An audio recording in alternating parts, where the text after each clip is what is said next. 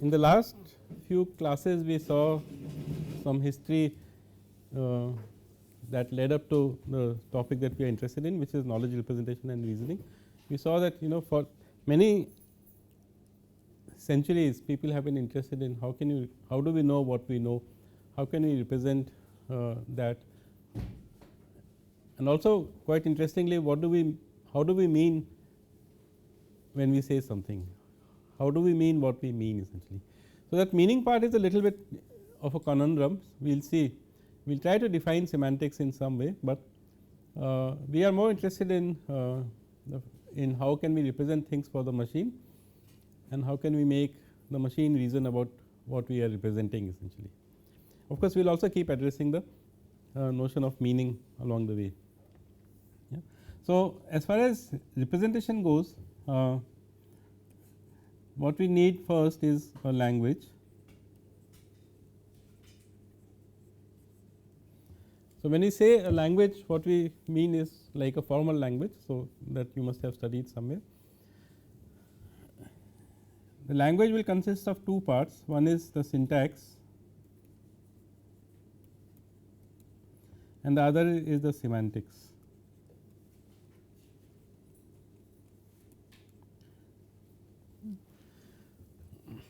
So, we are of course interested in semantics because eventually whenever we write computer programs, we want them to do something useful for us and we want it to be clear amongst everybody that what is the meaning of what we have written essentially.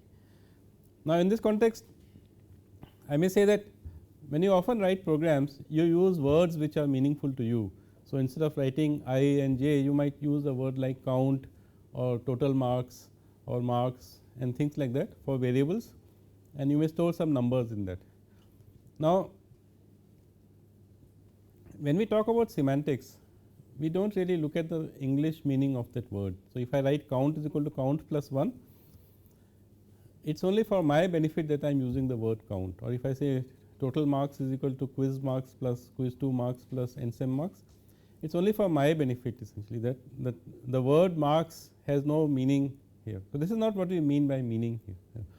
So, we will try to define meaning a little bit more formally when we move on to first order logic. Today, we will start with the simplest of all languages, which is propositional logic essentially.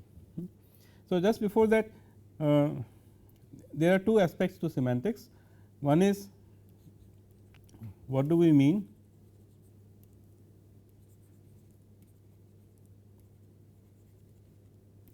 by whatever we are expressing, and the second is what we can call as truth functional semantics.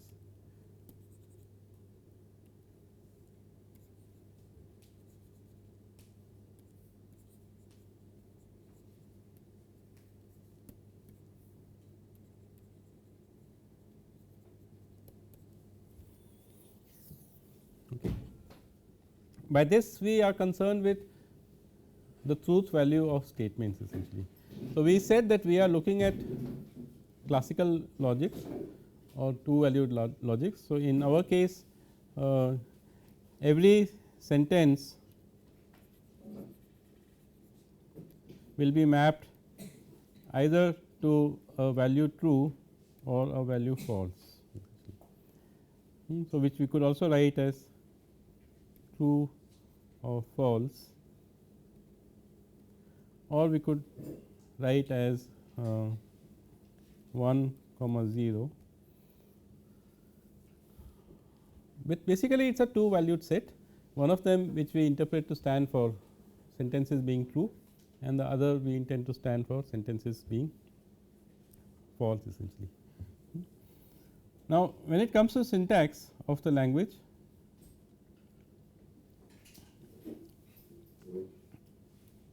we essentially need an alphabet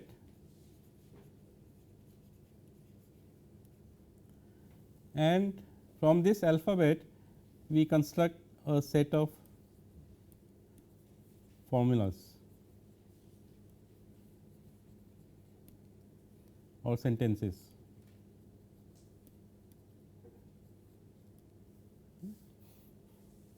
we often use the term well formed formulas.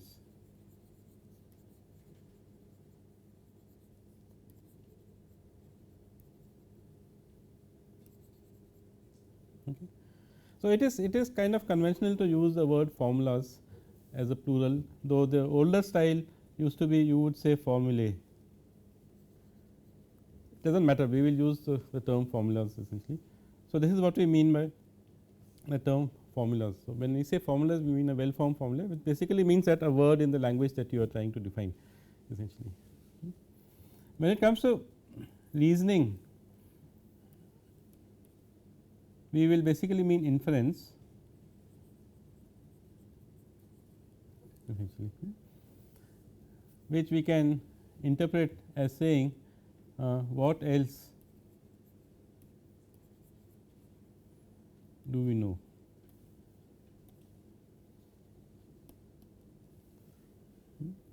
So, essentially the basic idea behind this whole effort is that given that you know some things, you know some facts essentially, what else can you say that you know essentially.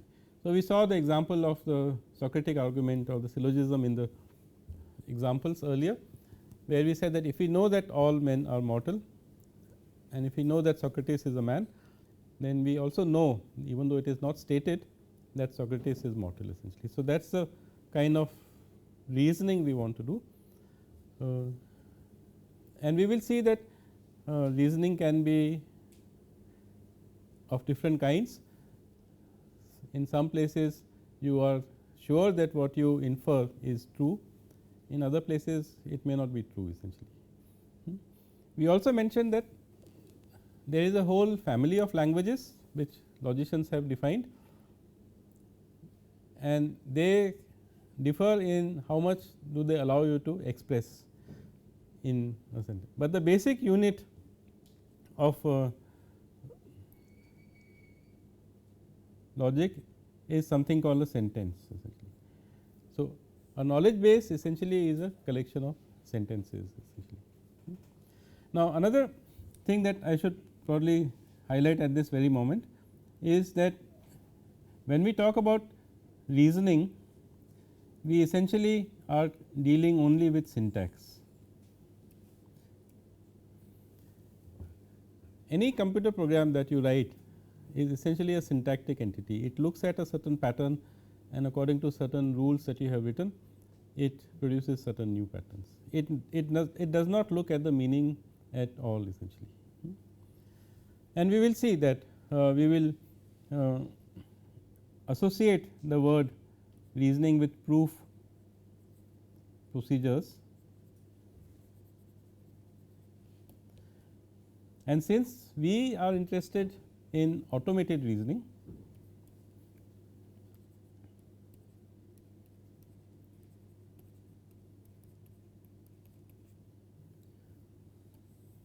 since we want computer programs to do the reasoning for us, we will be interested in those approaches or those algorithms which can be implemented over these logic systems essentially.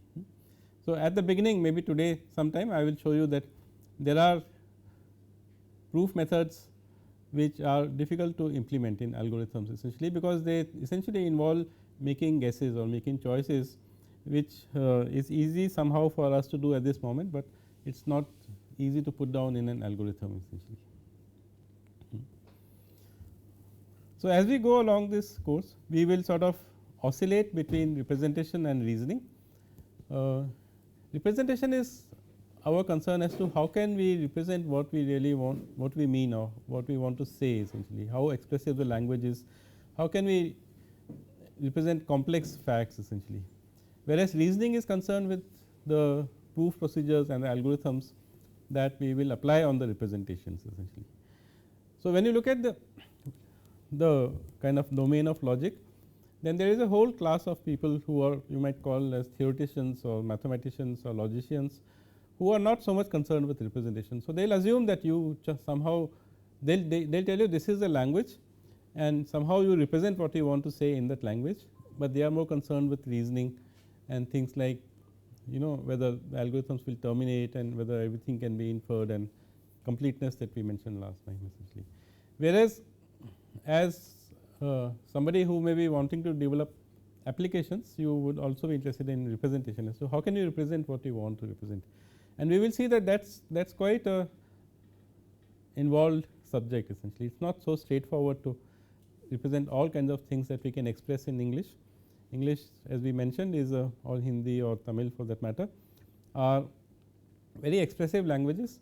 You can say a lot in that, but also it is difficult to interpret or difficult to parse essentially. So, you must have encountered situations where you have ambiguous sentences, it is not so easy to parse essentially.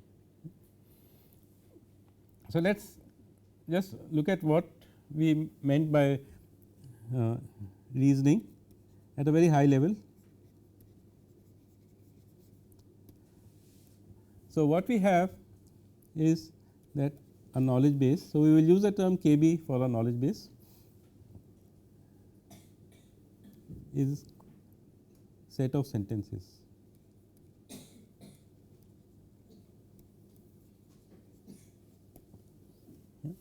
So, when we say a set of sentences, we also mean in some language.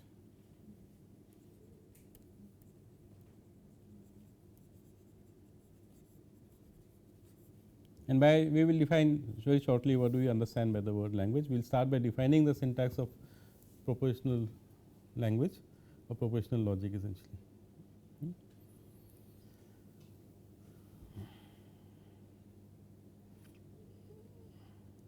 So, this is kind of corresponds to what we know.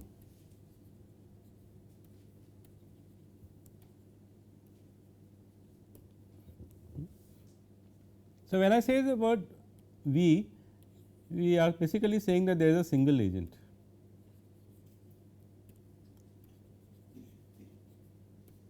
And in effect, we are basically reasoning on behalf of that single agent. So, whenever we say that there is certain sentences in a knowledge base, we essentially are saying what does that particular agent know essentially. Now,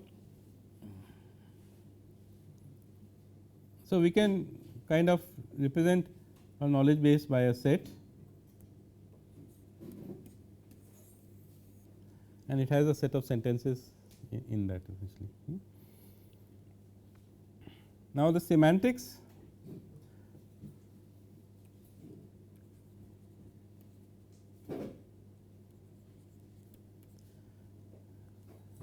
says that whatever is inside this is true. So, when you say that you have a set of sentences, then you are assuming that what is given to you is true. So, if you have these sentences S1, S2, S3 and so on, then essentially you are saying that what else is true essentially. Then in reasoning, what you are asking is what else is true, that is what we said, right. What else do we know?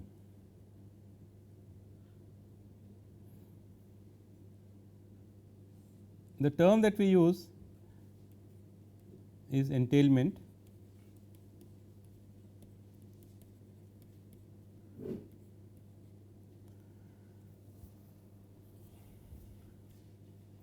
And we want to ask in general whether a given sentence alpha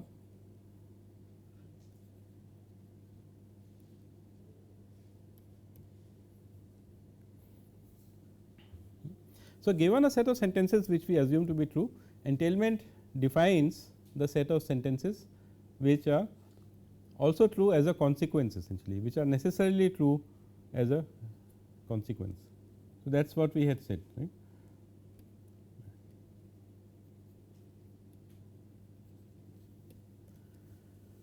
That is a notion of entailment essentially.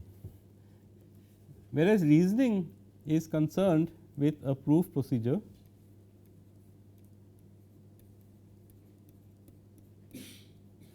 and the question we ask is alpha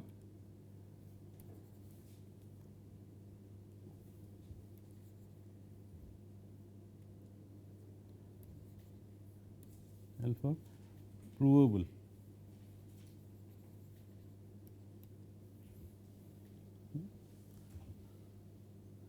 and when we say provable, we will say by our proof method.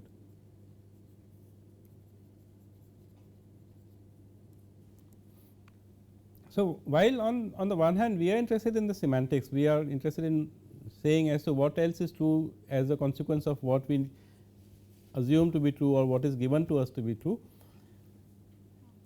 The route to arrive at the truth value is going to be through a proof procedure, and the corresponding question would be whether what else is provable essentially. So, when we use the word provable, we can use other phrases like what else can be derived.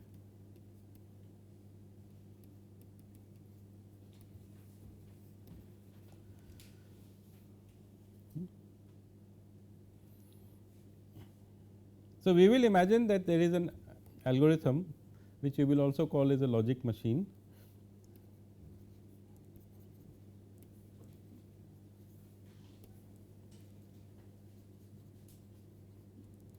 and we would be interested in knowing what can be derived from in this logic machine.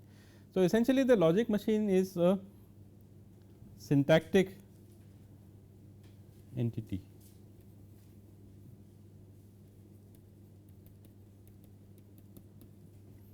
The term that we used earlier when we started talking about logic was formal. We say arguments are valid if they conform to a given form essentially. So, by formal we mean depends upon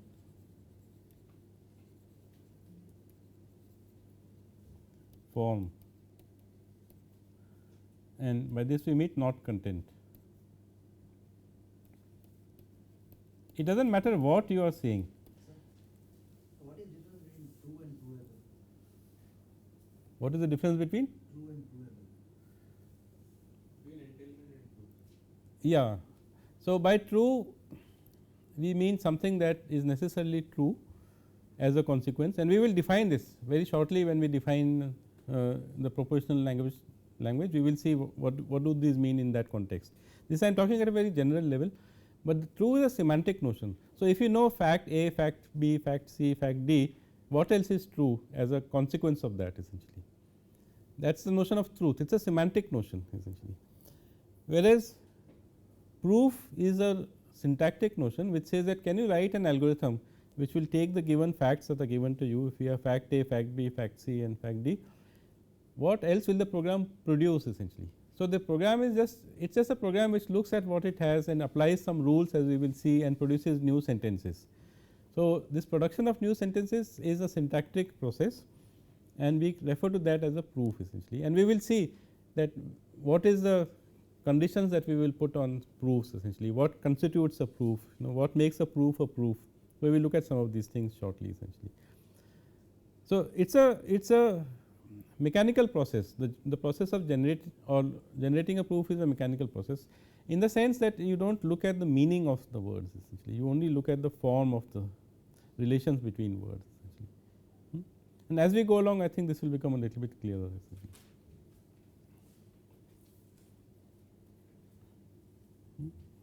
So, we begin with the simplest of all languages, which is propositional logic.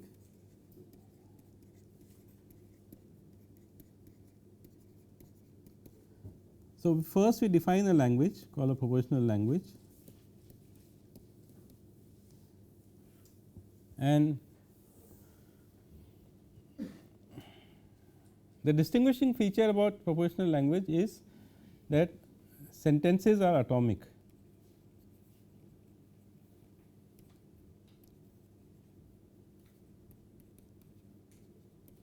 We cannot break down a sentence any further, we can only treat it as an atomic entity. It is an atomic unit which is defined in this language essentially. So, any sentence that you want to reason about will be treated as an atomic entity essentially. So, for example, if I want to talk about the sentence all men are mortal,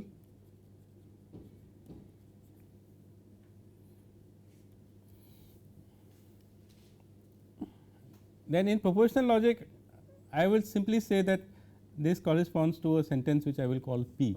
So, we will be working, as we will see shortly, with propositional symbols or propositional variables which will stand for sentences. It is up to us what we want to plug in into P, but as far as propositional language is concerned, one sentence is denoted by one atomic variable essentially. On the other hand, when you look at FOL, first order logic, which we will do in due course of time, we would represent this sentence by breaking it up into smaller parts, and we will write it something like this.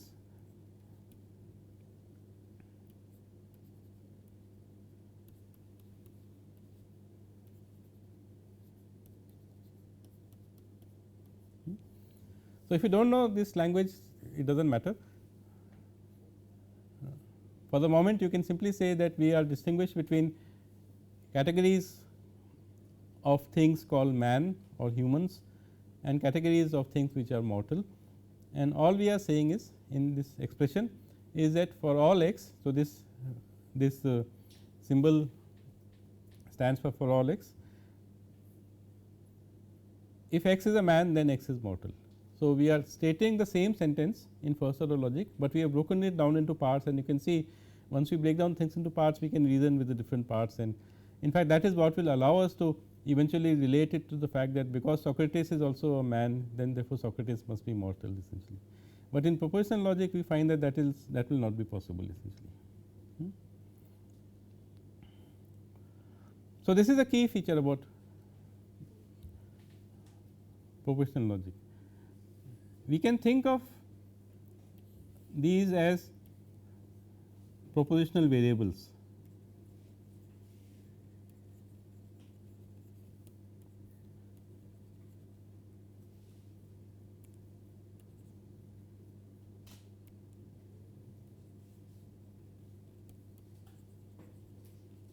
Which means that we will build our logic machinery assuming that these are propositional variables, but you are allowed to plug in anything into that.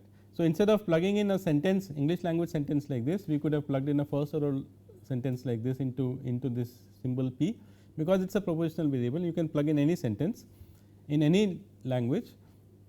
So, whatever we learn from propositional logic will also carry forward to first order logic and to other logic. So, whatever machinery we talk about in this language, we will carry forward to other languages as well essentially. So, propositional logic is good in that sense, because it does not, it is not cumbersome to deal with sentences in this. Every sentence is atomic, and we are really interested in how can we talk about truth and provability, the question that you asked essentially. Now, one more thing, what do we mean by a center? We also mean things like propositions. Some books will say propositions. So, it is a logic of propositions or logic of statements.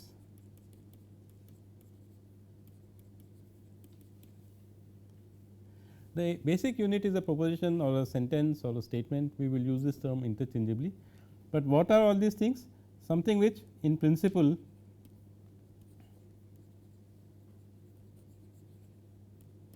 can be true or false.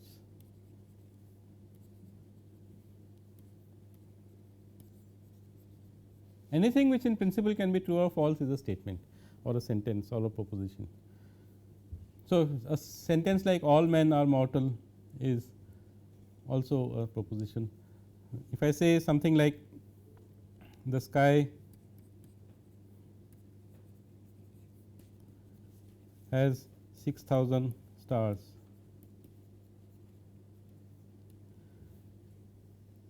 then, or if I say something like let us look at a few examples essentially. So, what did Dhoni score?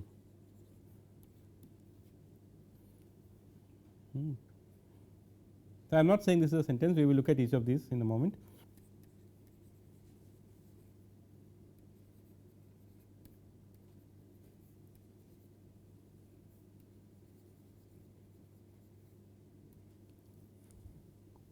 Okay, one last one.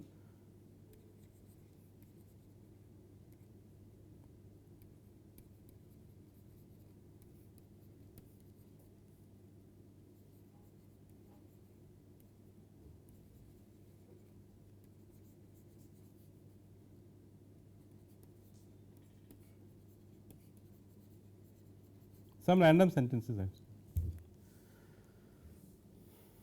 So, sentences are some statements are something which in principle can be true or false. We are not really concerned with whether they are true or false, as long as they can be true or false, we will call it a sentence essentially.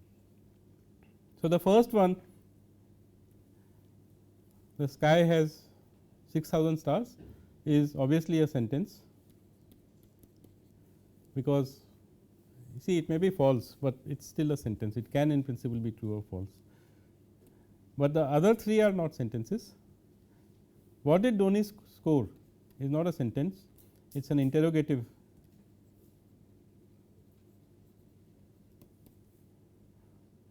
It is asking something, it is a question.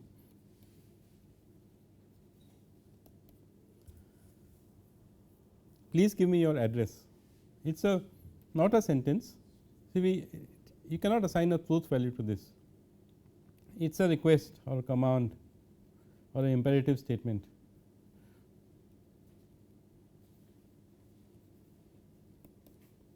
So, that is why that is not a sentence and this is not a sentence. What about the last one? If the earth is flat, then well, it is okay.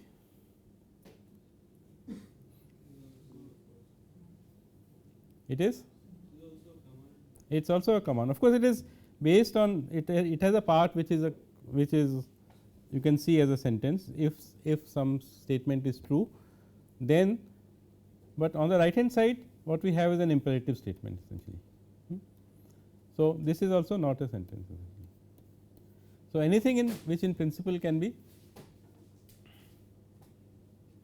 true or false is a sentence. Okay. So, now let us go to the syntax of our language.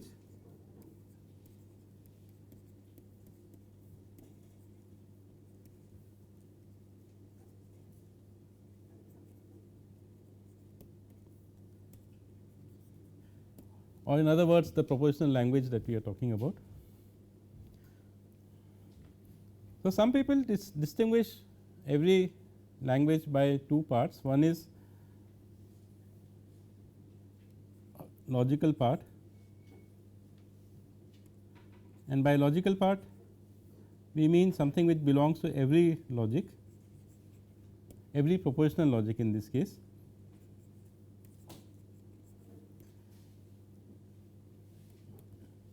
Okay, we are talking about the alphabet at this moment. Every language has an alphabet. The alphabet has two parts. One is the logical part, which consists in the case of propositional logic with things like brackets. So, two brackets are in principle enough, but you could also add square brackets or curly brackets to improve readability for us essentially, because we often tend to get confused with many brackets of the same type essentially. Then we have two special symbols which I will use this notation.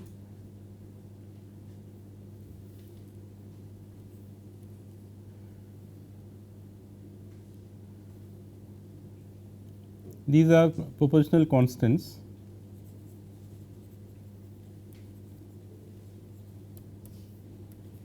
As opposed to variables.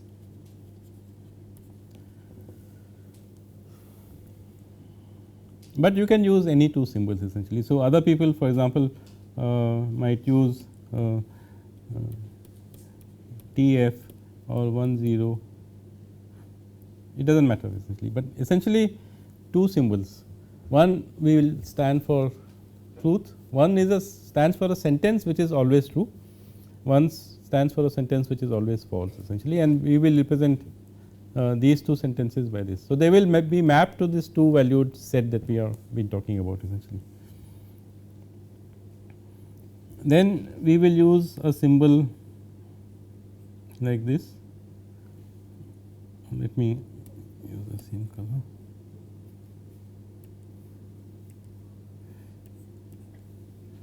This is a unary connective.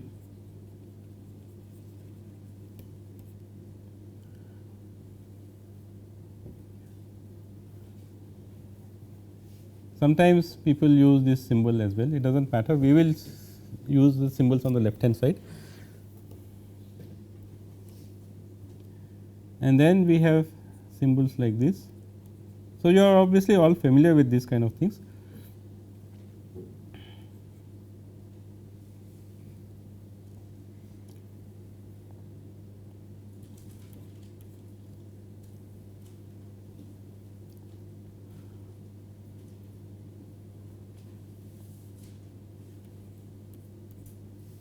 And there are other symbols. Okay. Some books may use different notations. So, instead of this somebody may use a single arrow or somebody else may use a double arrow. Instead of this they may use 2 arrows like this, but it does not matter essentially. These are just part of the alphabet essentially, they are used to construct sentences essentially. And the other thing which some people call as a non logical part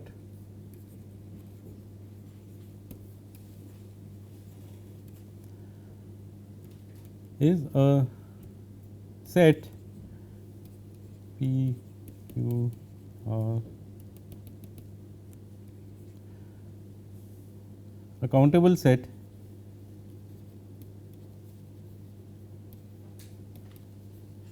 of propositional variables.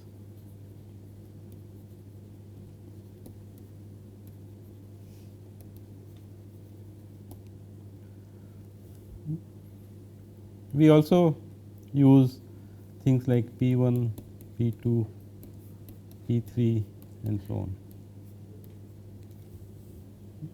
So, all this constitutes the alphabet of propositional logic essentially.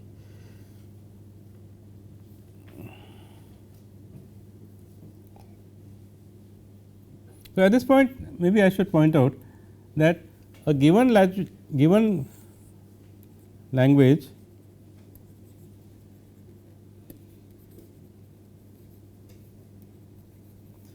may choose a subset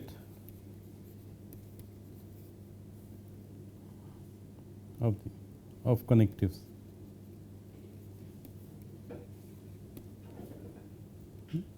So, for example, you might see somewhere a notation that if you use L to stand for a language, then they will specify what are the connectives you are using. So, for example, this could be one language which uses the 3 connectives that we have seen, one unary connective which we all know we will read as not, and these 2 symbols we read as or and.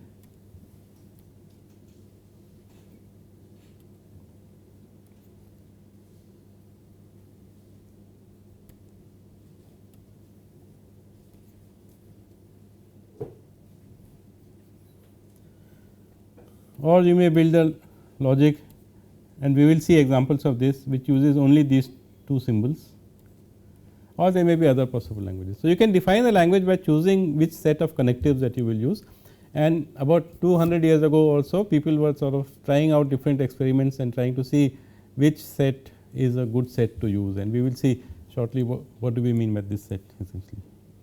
Okay, so, I will stop here. In the next lecture we will see the language. We have seen the alphabet so far. In the next lecture we will look at what is the language for propositional logic, then we will look at the semantics, and then we will look at the proof methods.